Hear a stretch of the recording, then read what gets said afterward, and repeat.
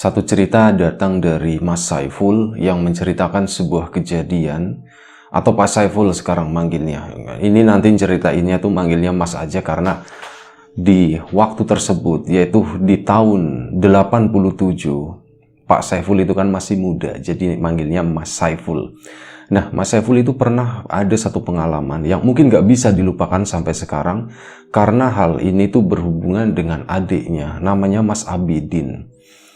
Jadi dulu di tahun 87 itu, dari tahun 86, setahun sebelumnya, Mas Abidin itu pamit ke keluarganya untuk bekerja.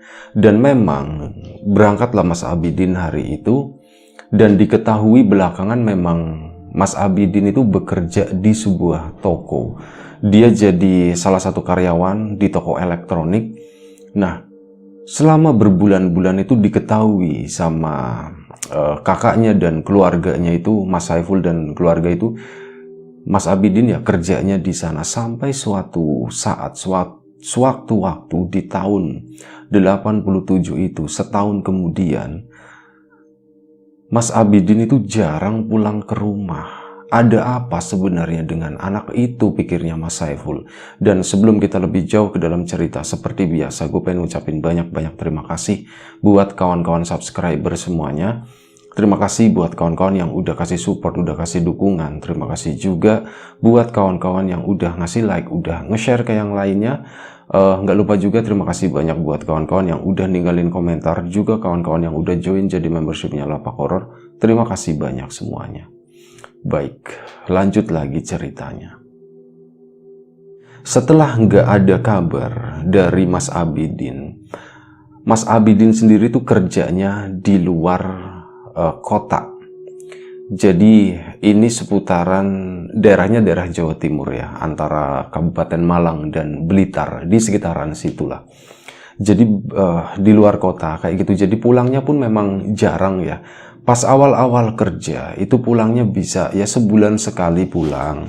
Lama-kelamaan kok 2 bulan sekali, 3 bulan sekali, sampai bener-bener gak pernah pulang setelah 1 tahun bekerja di sana. Keluarga kan bertanya-tanya, terutama orang tuanya. Pul itu adik kamu tuh kemana gitu, kok ini udah lama banget loh, kok dia nggak pulang-pulang, sebenarnya ada apa sih? Dia kok makin kesini makin aneh, kata bapaknya sama ibunya begitu. Iya Pak, Bu, ini juga saya juga nggak tahu. Itu si Abidin masih kerja di elektronik situ kan? Terakhir saya sih Pak kesana ya mungkin udah berbulan-bulan yang lalu, memang masih kerja di situ. Jadi Mas Abidin saat pulang ke rumah itu udah jarang ngomongin masalah pekerjaannya ya di toko elektronik tersebut. Karena apa?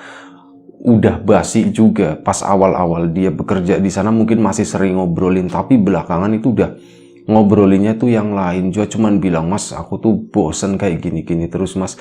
Aku tuh pengen lebih maju lagi Mas, pengen lebih gede.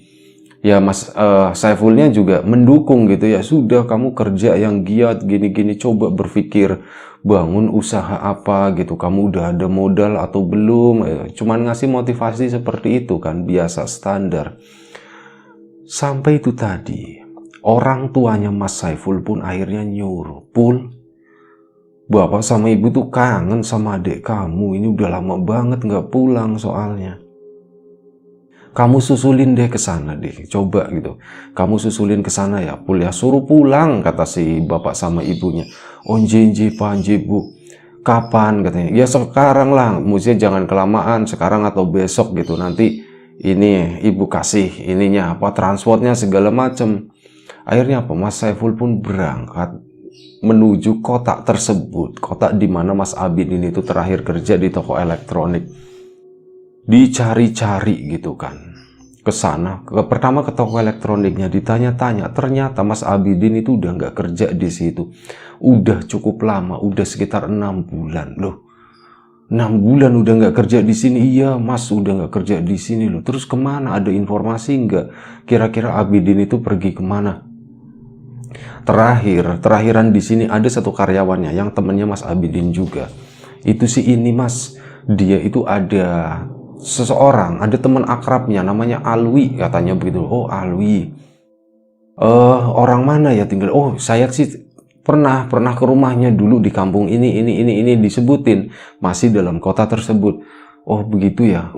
Coba Mas disusulin aja ke sana, soalnya belakangan itu benar-benar intens banget sama si Alwi tersebut. Oh ya sudah, nanti aku coba cariin deh ke sana. Nah, Mas Saiful udah tahu fakta kalau Mas Abidin itu udah nggak kerja di situ lagi. Akhirnya memutuskan mencari alamat yang namanya Alwi tersebut, yang dikasih ancer-ancer doang gitu. Nama jalannya segala macam kan nggak tahu, nggak terlalu apal. Cuman dikasih ancer-ancer, naiknya ini, nanti berhentinya di sini. Udah masuk aja ke sana. Coba di area situ tanya deh Alwi gitu, barangkali ada yang kenal, kata temennya siapa, Mas Abidin ya, yang di toko tersebut.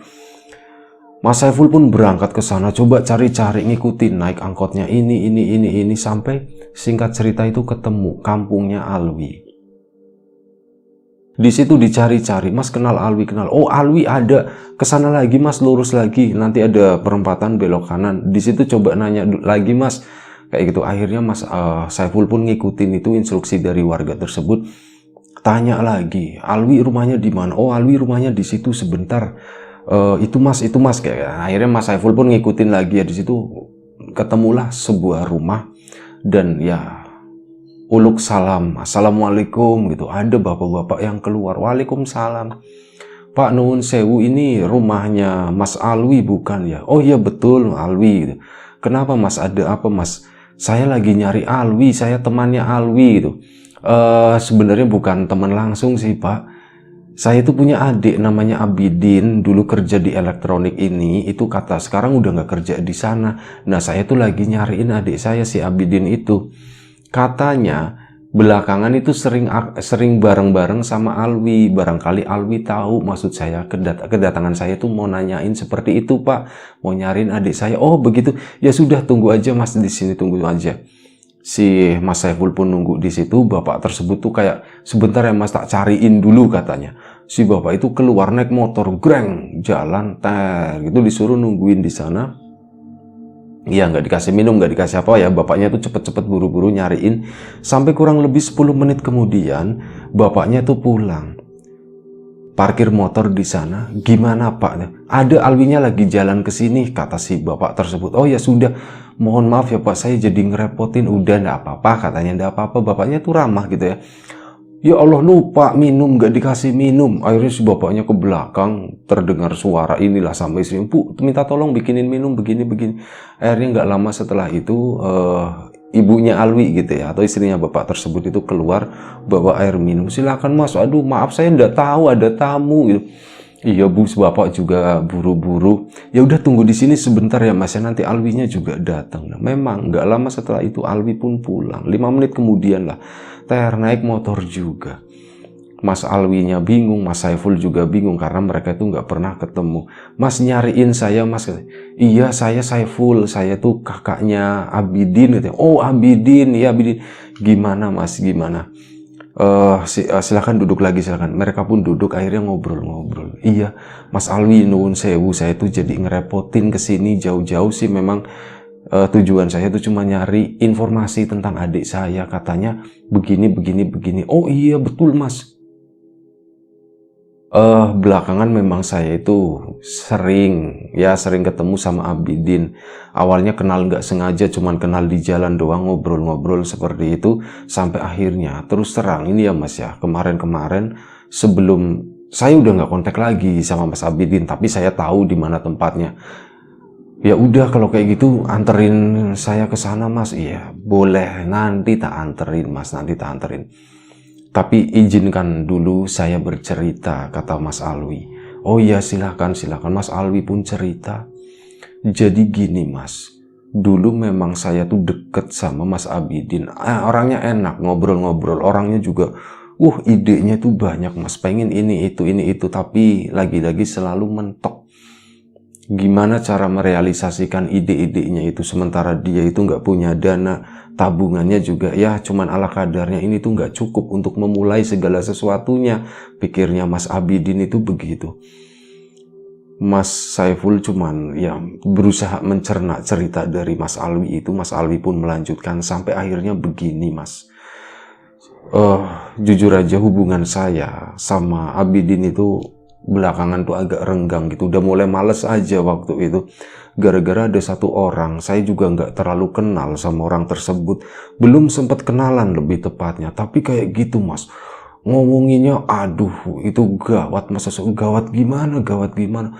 Yang diomongin itu pesugihan mas, muja, kata si Mas Alwi. Astagfirullahaladzim gitu. Terus gimana Mas Alwi?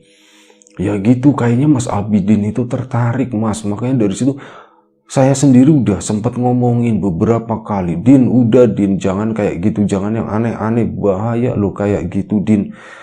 Kamu normal aja, jadi orang normal aja, kerja capek begini, itu lebih berkah, lebih enak daripada kayak gitu, kamu ngelakuin yang seperti itu. Emang pesugihan apaan sih Mas Saiful nanya kan ke Mas Alwi.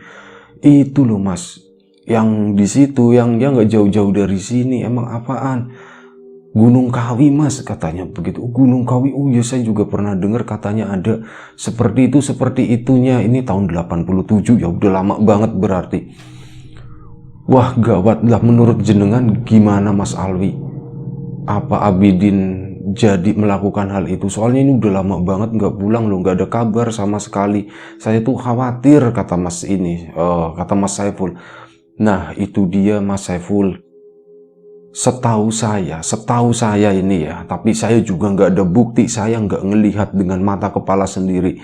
Cuman perkiraan dan dengar-dengar dari beberapa orang juga. Kayaknya Abidin jadi ke sana, Mas Saiful. Jadi ke Gunung Kawi melakukan sesuatu ritual-ritual begitulah yang berhubungan dengan pesugihan. Saya sendiri juga nggak ngerti. Ya udah kita susul ke Gunung Kawi gitu, Mas Saifulnya bilang begitu. Lah mas gimana mas, itu udah lama mas kejadiannya, udah berbulan-bulan yang lalu. Nyariin ke sana juga ya udah pulang si Mas Abidinnya. Oh iya ya, udah pulang ya. Emang tahu rumahnya Mas Alwi? Itu dia, tadi saya di awal udah ngomong saya itu tahu tempat tinggalnya, tapi izinkan saya kan mau cerita dulu. Oh iya ya. Jadi gitu mas, kurang lebih ceritanya tuh seperti itu, detailnya saya nggak terlalu tahu, kata Mas Alwi. Ya sudah Mas Alwi, kalau kayak gitu boleh minta anter nggak? Atau paling nggak ditunjukin aja deh rumahnya Abidin itu di mana, kata Mas Saiful. Mas Alwi pun tampak berpikir sejenak, dia itu cuman diem aja, gimana ini ya. Ya udah, saya tuh bingung, saya tuh bisa nganterin ke sana sebenarnya mas. Kalau tak kasih alamatnya nanti jenengan repot lagi ya, kasihan udah jauh-jauh. Tapi ya sudah wis, ayo mas tak anterin aja, kata Mas Alwi. Tapi mungkin saya nggak masuk ke rumahnya ya mas ya. Oke, kata si Mas Saiful. Ya udah Mas Alwi, kalau begitu saya minta tolong dianterin ke rumahnya Mas Abidin. Ya udah, ayo. Diminum dulu, kata Mas Alwi. Lupa dari tadi ngobrol airnya belum diminum. Ini gue juga mau minum air putih dulu kali ini. Setelah diminum tehnya, Mas Alwi pun masuk ke dalam manggil orang tuanya, mau pamitan. Sekaligus Mas Alwi itu cerita secara garis besar, begini Pak. Oh begitu, ya sudah sana disusulin. Semoga yang terbaik ya, semoga belum terlambat, semoga apalah doanya. Bapaknya tuh ngedoain seperti itu. Ya Pak, terima kasih ya Pak, mohon maaf saya merepotkan. Mas Alwi dan Mas Saiful pun pergi. Mas Saiful dibonceng sama Mas Alwi, jalan ke sana menuju rumah Abidin yang ternyata memang agak sedikit jauh, kurang lebih memakan waktu sekitar 20 menit dari rumahnya Mas Alwi. Sampailah mereka di sebuah rumah yang sebenarnya nggak begitu besar, nggak mewah-mewah banget, tapi itu memang rumah baru, desainnya itu sekitar tahun 87-an begitu. Kawan-kawan mungkin bisa bayangin, mungkin ada rumah yang dibangun dengan tahun-tahun segitu kan, modelnya biasanya ya sama-sama kayak gitu-gitu semua, atapnya begini gitu ya, pakai kacanya tuh kaca besar. Nah, ketemulah rumah tersebut. Mas Saiful itu sebentar. Mas Saiful itu agak takjub juga di sana. Ini nggak salah alamat Mas Alwi. Bener ini rumahnya Mas Abidin, Mas, kata si Mas Alwi. Oh ya sudah kalau kayak gitu. ya rumahnya gede juga, meskipun sebenarnya dibandingin rumah gedungan sekarang ya, kalau perbandingan rumah gedungan sekarang itu ya nggak segede kayak rumah-rumah gedungan sekarang. Ini tuh memang rumah seperti itu, cuma rumahnya baru, masih bagus kondisinya. Di satu sisi Mas Saiful itu bangga adiknya itu bisa punya rumah sendiri, tapi ada sesuatu yang ngeganjel dalam hati. Kalau memang ini benar rumahnya, dari mana dia menghasilkan uang sebanyak ini gitu, secepat ini? Baru setahun lebih sedikit lah, kok udah bisa bikin rumah sebagus ini. Bapak sama ibu di kampung aja udah berpuluh-puluh tahun, rumahnya masih gitu-gitu aja, rumah reot, rumah temboknya pada pecah kayak gitu. Itu sempat berdiri Mas Saiful sama Mas Alwi di sana di depan rumah. Mas Saiful itu terus ngeliat Mas Alwi, Mas Alwi, jenengan mau nemenin saya masuk enggak, katanya.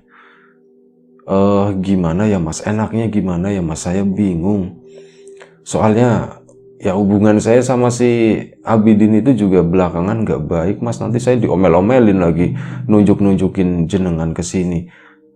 Ya sudah, terserah Mas Alwi aja deh kalau kayak gitu. Enaknya gimana ya Mas ya? Saya pulang aja ya, kata si Mas Alwi. Oh kalau kayak gitu ya sudah, ndak apa-apa Mas Alwi. Saya ngucapin terima kasih banyak banget pokoknya ke jenengan. Mas, ini sesuatu buat gantiin bensin. Oh ndak usah, kata Mas Alwi. Mas Saiful, Abidin itu teman saya, berarti jenengan itu ya saya anggap kakak sendiri. Udah ndak apa-apa, saya tuh niatnya nolong, nggak apa-apa, nggak usah kayak gitu, lagian cuman deket kok. Oh kayak gitu, terima kasih ya Mas Alwi. Akhirnya Mas Alwi pun pamitan pulang. Si Mas Saiful tetap berdiri di sana. Rumahnya emang belum ada pagernya, jadi Mas Saiful tinggal jalan masuk ke sana ke dalam, ketok-ketok pintu, dek. Assalamualaikum, dipanggil-panggil begitu nggak ada jawaban sama sekali. Lagi ketok lagi, Assalamualaikum, Din, Abidin, itu dipanggil, baru nongol, ceklak bunyi pintu dibuka, greng. Mas Abidin itu tampak gimana ya, mukanya tuh kaget, iya, kagetnya sedikit, tapi kayak nggak suka gitu ngeliatin si Mas Saiful datang ke situ. Mas, ngapain kesini Mas, kata Mas Abidin langsung digituin. Din, ini aku kesini, Mas tuh kesini dapat pesan disuruh sama bapak sama ibu. Kamu itu udah lama nggak pulang, Din. Pulang gitu, pulang, katanya. Bapak sama ibu tuh kangen pengen ketemu sama kamu. Mas, enggak Mas, aku nggak akan pulang lagi Mas, katanya begitu. Loh kenapa seperti itu? Ya pokoknya aku nggak mau pulang lagi Mas, aku nggak bisa pulang Mas. Aku nggak mau jelasin alasannya kenapa. Ya udah sini Mas, masuk dulu Mas, masuk dulu. Jangan di luaran, nggak enak sama tetangga. Akhirnya apa? Mas Saiful pun masuk ke dalam rumah sana. Waktu itu hari udah lumayan sore, sekitar jam 4 sore. Mas Saiful tuh lihat-lihat begini, Mas mau minum apa? Nggak usah Din, nggak usah repot-repot. Ya udah sebentar Mas tak bikinin ya, terserah aku aja, katanya. Mas Abidin pun ke belakang keluar bawa kopi 2 cangkir buat Mas Abidin 1, buat Mas Saiful 1. Nah ini Mas adanya ini nggak apa-apa ya Mas ya, silakan. Iya ya terima kasih. Din, Mas Saiful mulai ngebuka omongan. Din, kamu mau cerita nggak apa yang terjadi selama ini, kata si Mas Saiful. Cerita apa ya Mas ya? Ya apa aja yang pernah kamu alami gitu. Kok kamu ceritalah, kamu kan tak lihat kayaknya udah berhasil ini, punya rumah begini. Dibilang begitu mukanya Mas Abidin itu senyum kayak bangga begitu ya. Ada motornya juga di sana, motornya masih baru, tahun 80-an loh. Kalau motor sekarang banyak motor baru tapi kan belum pada lunas. Kalau itu zaman segitu boro-boro mau ngutang gitu ya, itu orang-orang yang punya motor itu bener-bener ya orang-orang yang memang bener-bener berduit aja yang bisa punya. Akhirnya kayak gitu kan, dicoba ditanya-tanya, dipancing-pancing. Mas Abidin itu nggak pernah ngebuka gitu ya. Apa yang tadi diceritain sama Mas Alwi masalah Gunung Kawi tersebut, itu nggak pernah dibuka sama Mas Abidin. Sampai akhirnya tuh begini. Menjelang maghrib, mereka lama di sana. Menjelang maghrib, Mas Saiful itu mau sholat maghrib ke belakang sana sekaligus mau buang air sekalian mau wudhu. Din, aku numpang ke belakang ya Din ya. Iya Mas. Mas Saiful pun ke sana apa namanya, ke toilet dulu, setelah itu ambil wudhu. Setelah ambil wudhu, Mas Saiful jalan ke depan. Nah, di situ apa yang diceritakan Mas Alwi itu terlihat sepertinya benar. Gara-gara apa? Ada beberapa lukisan, itu gambarnya tuh gunung. Dan Mas Saiful itu yakin kalau ini tuh, ya ini gambar Gunung Kawi gitu. Itu ada beberapa lukisan di sana, sama ada satu kamar belakang. Itu posisinya tuh setengah ngebuka. Di dalam itu gelap banget.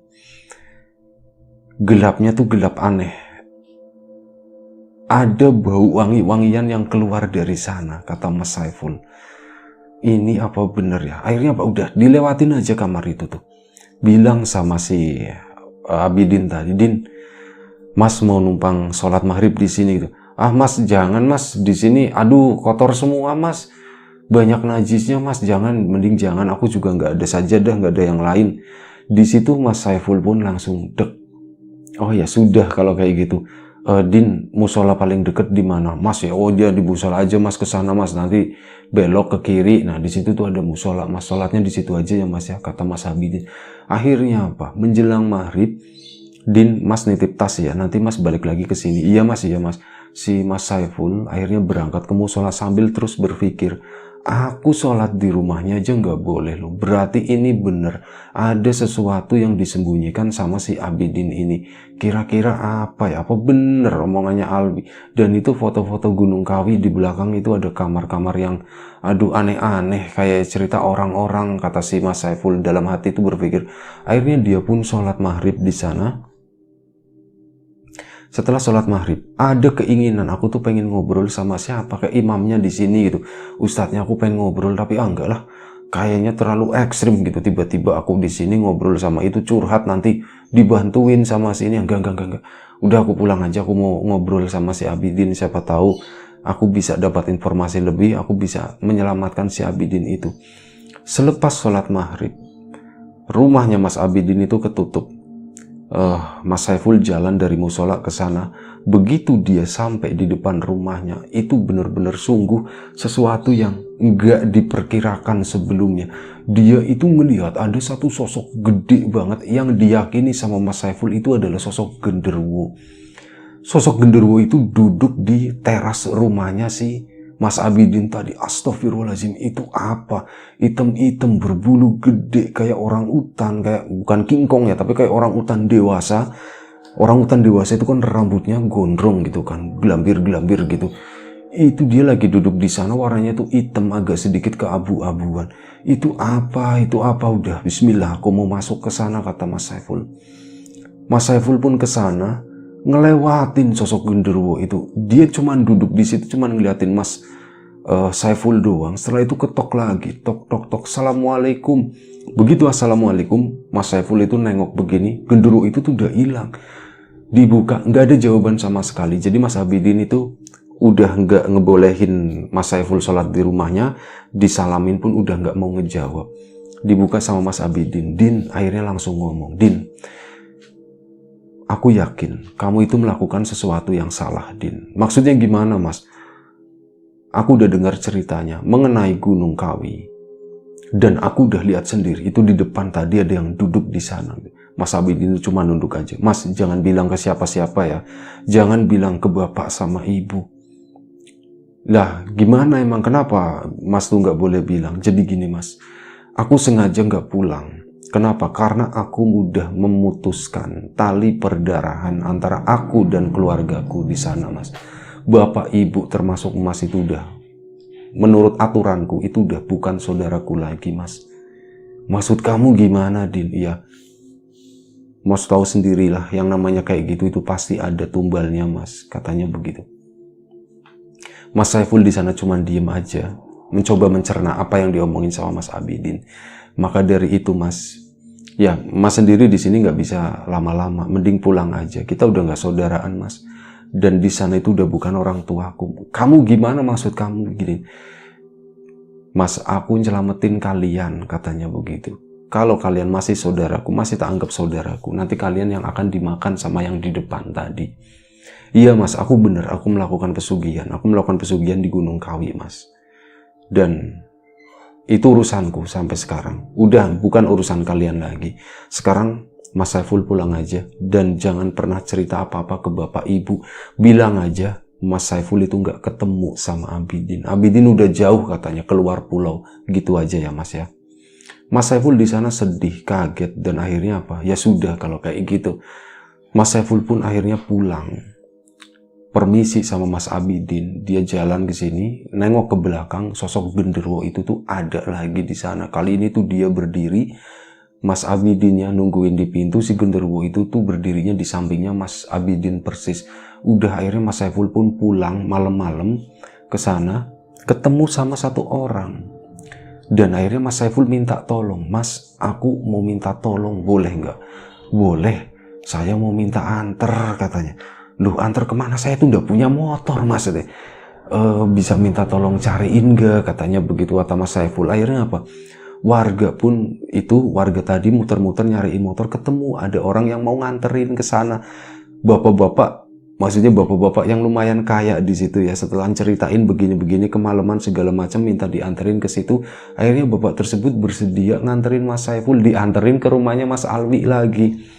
Cerita semuanya begini. Akhirnya malam itu Mas Saiful itu nginep di rumahnya Mas Alwi. Mas Alwi juga sedih banget pastinya ya. Baru keesokan harinya pulang ke rumah, cerita ke bapak sama ibunya kalau Mas Saiful itu nggak ketemu sama Mas Abidin. Berita terakhir sih katanya Mas Abidin itu keluar pulau. Mungkin pulangnya agak lama Pak Bu, dan nggak tahu juga pulangnya kapan. Berita itu tetap ditutup-tutupi dari bapak sama ibunya Mas Abidin sampai mereka berdua itu wafat semua, meninggal semuanya. Dan Mas Saiful akhirnya mendengar kabar kurang lebih sekitar 7 tahun kemudian Mas Abidin itu meninggal. Jadi meskipun nggak berkomunikasi ya, tapi si Mas Saiful itu terus mantau gitu perkembangannya Mas Abidin gimana. Tapi ternyata seperti itu, meninggal gara-gara rumahnya tuh ambruk, tiba-tiba ambruk begini. Mas Abidinnya tuh ketimpa rumah tersebut, meninggalnya pun mengenaskan gitu ya. Ceritanya mungkin segitu aja, cerita dari Mas Saiful. Untuk detail pesugihannya kayak gimana itu udah di luar ini ya, nggak ngerti gimana prosesnya. Tapi yang jelas seperti itu, yang namanya pesugihan itu akan selalu bawa petaka, bukan sesuatu yang baik, tapi sesuatu yang buruk. Baik, terima kasih. Itu aja salah satu cerita dari Mas Saiful. Semoga bisa menghibur kawan-kawan semuanya. Semoga bisa mengambil sesuatu yang positif. Kalau ada sesuatu yang negatif, kita buang jauh-jauh. Jaga kesehatan kawan-kawan semuanya. Doa terbaik untuk kawan-kawan semuanya. Sampai jumpa di episode Lapak Horor selanjutnya. Assalamualaikum warahmatullahi wabarakatuh.